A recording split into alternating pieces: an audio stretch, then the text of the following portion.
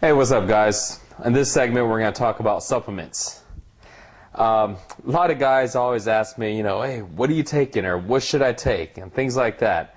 But it's really important that you learn, it's very important to learn about supplements and what to take, why to take it, things like that. I have a lot of guys that tell me, and the first thing they ask me is, well, what type of protein do I take? First question. Yeah, protein. Or should I take this? And the reason I know why they're asking, and they're asking because they think, hey, I'm in shape because I know the secret, protein, or there's this, something on the market that's out that they don't know about that I know about, and I always tell them, like, hey, well, supplements, they're supplements, they're helping you, but it doesn't matter. You got to do the right things. If you don't know what supplements to take, you're probably going to end up wasting a lot of money. You'll probably actually sometimes even hurt yourself more than help. There's a lot of ways that's going to do that. But also, you'll buy ones that aren't effective, and you think you got this total cool magic pill, and now you're going to go gun-ho and you're going to get in good shape because of it, and and it lets you down because it doesn't do any of that. And so it's very important to learn about those. Yeah, definitely. And I mean, there are some of these supplements which are, completely legal and very mainstream, which can actually be very damaging to your health and actually reduce your chances of getting six-pack abs. But, there are some supplements which can help. They're not going to be a substitute for working out a diet, but they can be helpful. So if you do know what to take, you're going to save yourself a lot of money, you're going to save your health, and you're going to increase your chances of getting the six-pack. Definitely.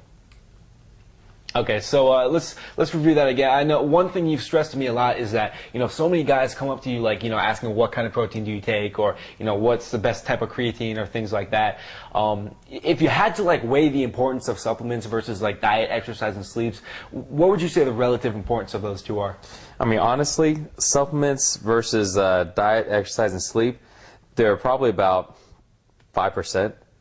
If you're doing everything right, they can actually maybe improve your performance up to about 10%. But I'm talking if you're doing everything right.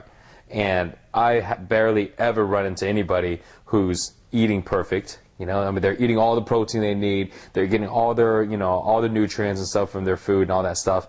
And they're lifting hard, they're lifting heavy, and they're doing it consistently, and they're getting all their sleep. And, I rarely run into any guys like that. And, most of the time what I run into is the guys that aren't eating right, they aren't working out much, and they probably stay up all night partying, and they're like, man, I'm getting the gut. Let me go take some supplements and stuff and get rid of it. Yeah. And so, yeah, it doesn't work. Supplements, again, the word supplement, if you look in the dictionary, it's addition to, okay? So it's not the main thing, it's addition to something else. And what supplements addition to is you're eating, you're sleeping, and you're working out. So, yeah, definitely not as important as what most people think. Yeah, and I know a lot of guys actually, unfortunately, who really don't work out at all, don't really pay much attention to diet or their sleep, but they have a closet full of supplements, which they spent, thousands of dollars on. Marketing. Yeah, exactly. As marketing work. And I mean, if you are one of these guys, or if you've spent money on supplements without really paying attention to, your diet and your workout, then really realize that there is no magic pill, that there is no supplement that you can buy which is going to be a substitute for working out and diet. Definitely. Okay, so let's talk about one other thing, kind of interesting psychological effect of supplements, the placebo effect. A lot of people have noticed that supplements, even those which aren't effective, can have a big placebo effect, which actually makes guys stronger. So can you talk about that? Like, how does that work, and how can guys actually use that to their advantage?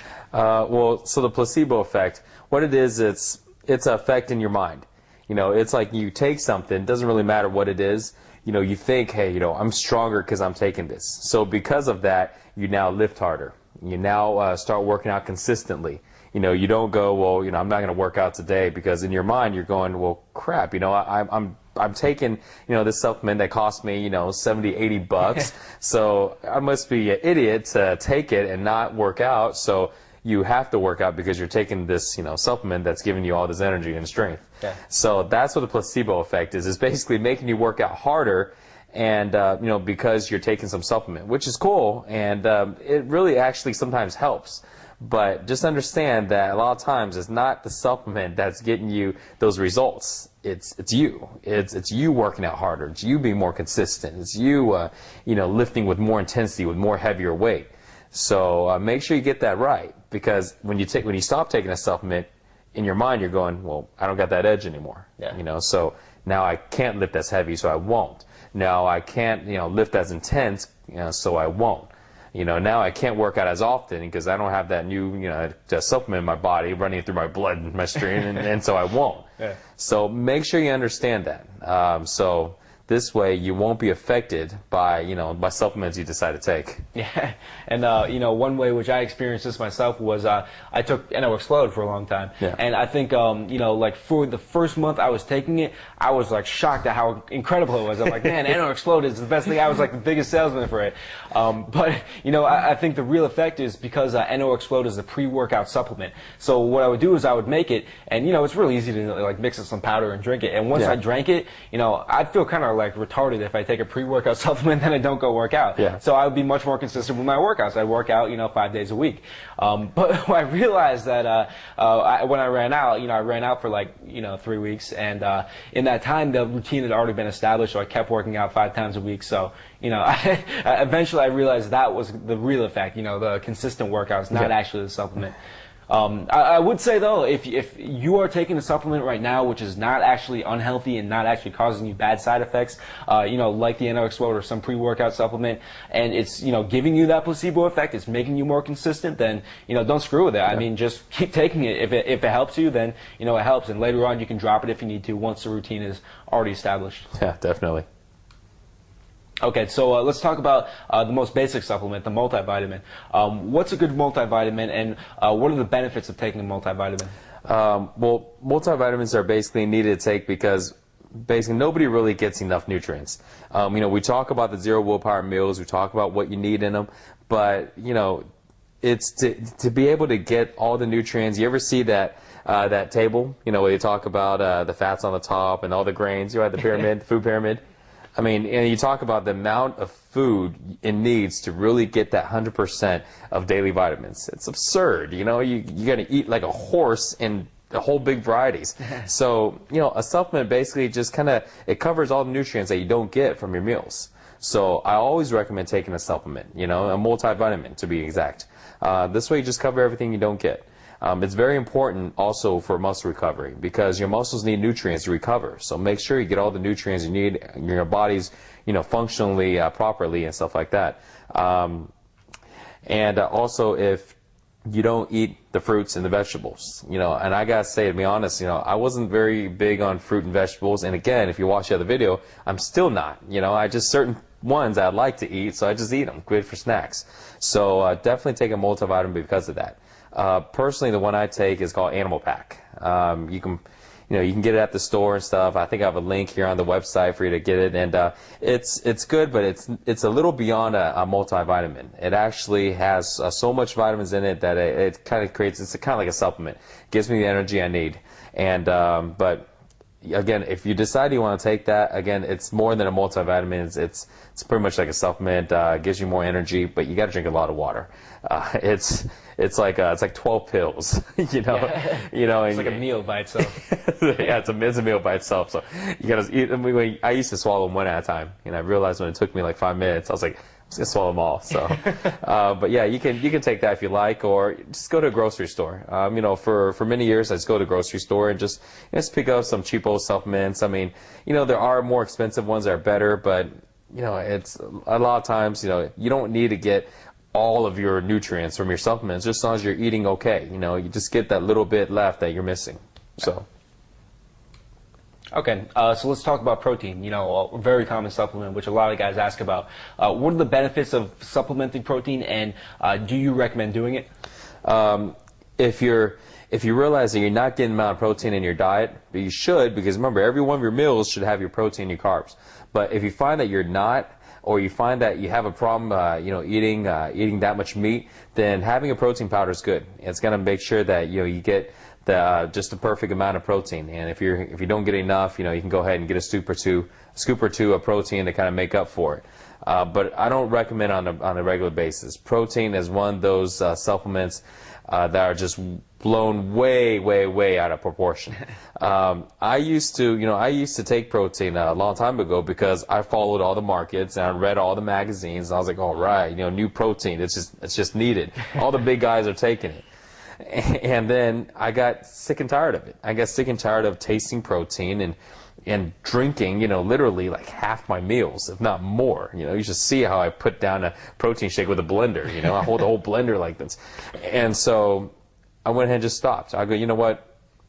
Even if I'm getting all these effects from protein I thought I was, and I'm just tired of drinking all this crap, and because some of the proteins are all thick and junk, and you gotta scoop it from the, so I stopped. And you know what?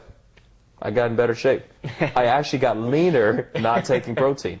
Here's the reason why, guys, because people get so fixated on getting that certain amount of protein. They put down all these shakes. They don't realize how much liquid calories you're getting from these protein shakes.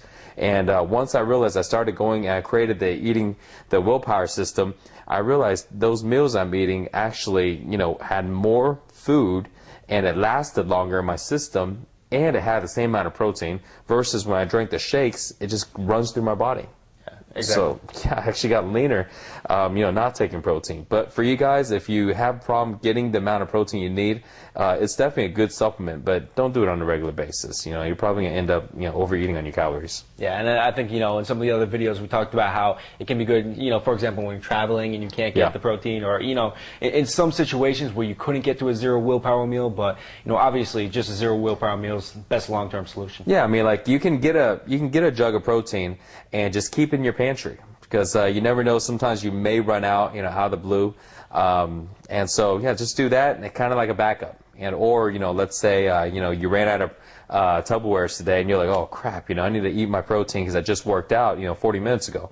Well, yeah, then just go there and grab it. If y'all do want to know, because I have a protein in my pantry, I just don't really take it much. I take it sometimes, but because it's good. But the one I take is Elite. It's you can find it. I think I put the link also on the website. But check it out though. It's not too bad. Pretty low in calories, and sugar's low. Carbs is pretty low too. Great.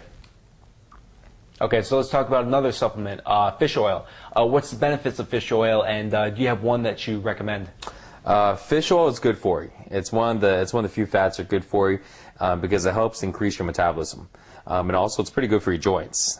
With fish oil, don't get so fancy. They have a lot of different ones out there. Just get your omega-3, 6, and 9.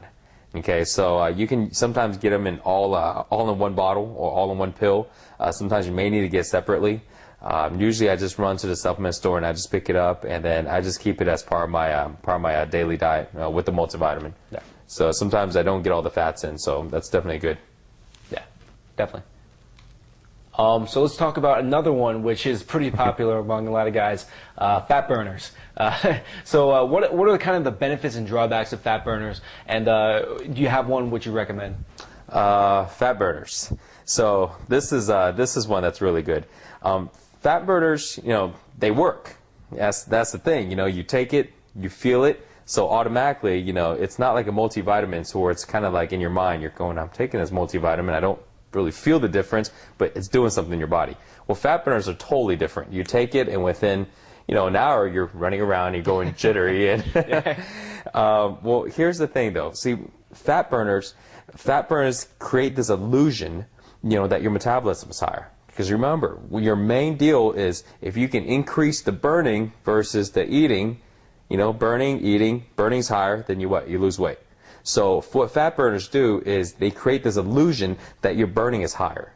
So without having to build extra muscle, without doing all that, they create this illusion. So a lot of times when you take fat burners, you may feel like your body's heating up more and your heart rate's going. So, you start dropping a little bit of weight. So number one, it's water weight. And a lot of times you'll find out that the first 5 to 6 pounds that you lose is all water weight. You haven't lost an ounce of fat at all. But people will think, oh, that's working, because I'm losing weight.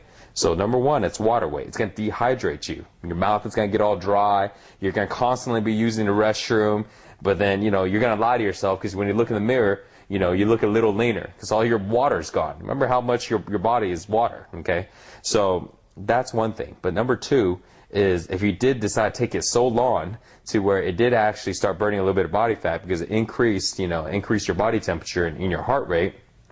So you have this, you have this increase in burning because of the fat burner. Well, guess what? When you stop taking it, the burn goes away, right? And here's another thing. When you're burning that much, what do you do with your eating? Well, you're like, man, I'm eating whatever I want and it seems to be working. So you increase the eating.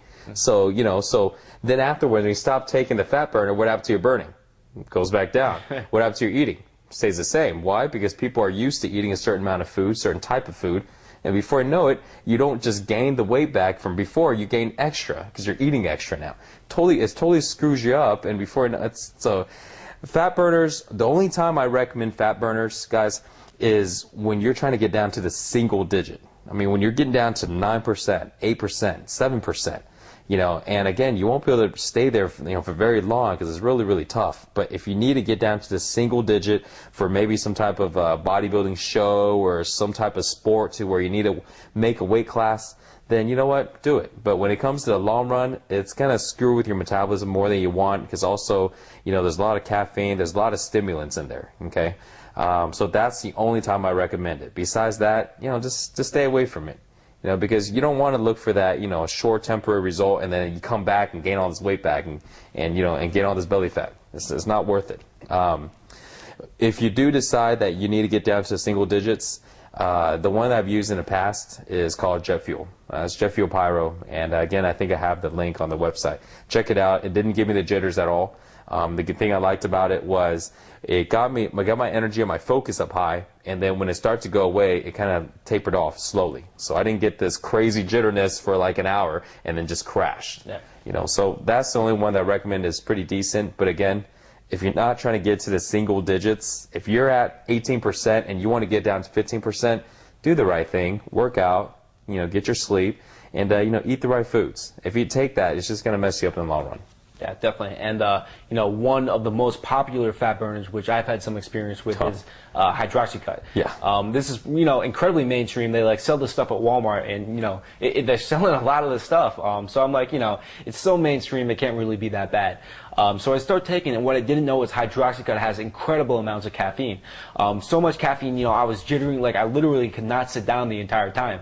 So it made me move around. It was kind of effective in that sense, but the thing was my sleep was tremendously disrupted because of the huge amounts of caffeine, and because I was only sleeping 4 hours a night, that obviously had a bad effect on my muscle building and my fat gain. And the other part was when you stop taking that huge amount of caffeine, you go through a significant withdrawal period. You're going to feel terrible. You know what I mean? You feel like crap all day long. You can feel all tired, and then you're like, man, it becomes this drug you're now dependent on. Exactly, yeah. And it's it's addictive. It's very addictive, and it can develop a dependency. So as Mike said, it can be good for cutting down to that single digits. But yeah, if you're not there yet, if you're not ultra shredded right now, then fat burners probably aren't a good long-term solution. Definitely. Okay, another real popular one, creatine. What are your thoughts on that? Well, creatine is one of the supplements that's been around forever, and there's a lot of good creatines out there. So just understand what creatine does. Basically, to be simple, creatine basically creates your muscles, it allows your muscles to hold a lot of water in. So basically, your muscles get bigger, and now they're bigger, now you're stronger. So creatine's good because when your muscles are bigger and you're stronger, you lift heavier, lift harder.